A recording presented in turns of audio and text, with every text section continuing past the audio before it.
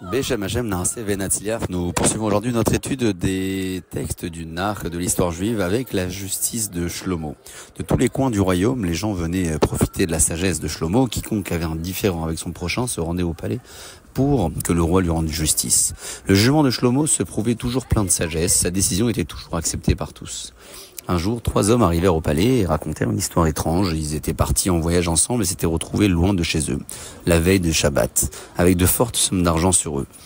Pour ne pas porter de mouktsé, c'est-à-dire ce qui est interdit au déplacement le Shabbat, comme l'argent, ils avaient déposé leur bourse dans une cachette jusqu'à la fin de Shabbat. La nuit tombait le lendemain soir.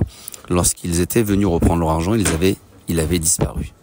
Ils s'accusèrent l'un l'autre de vol, comme la cachette n'était connue que d'eux seuls, l'un des trois devait être le voleur, mais lequel? Ils n'arrivaient pas à le découvrir. Ils décidèrent donc de s'adresser au roi.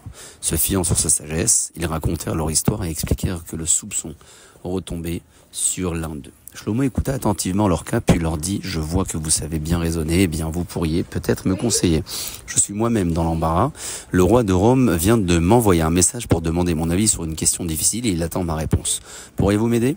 Avant même que je ne juge votre affaire, l'histoire est la suivante. 2 enfants, un garçon et une fille qui étaient voisins, se plaisaient et s'étaient promis au mariage. Plus tard, lorsqu'ils grandiraient, si l'un d'eux voulait faire un autre choix, il devrait recevoir la permission de l'autre. S'était-il dit.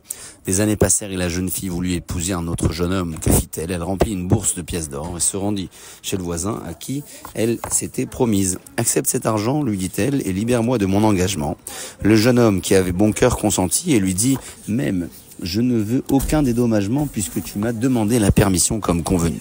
Tu peux te marier avec l'élu de ton cœur. » La jeune fille retourna heureuse chez elle. Sur le chemin, elle fut attaquée par des brigands qui s'emparèrent de tout son argent.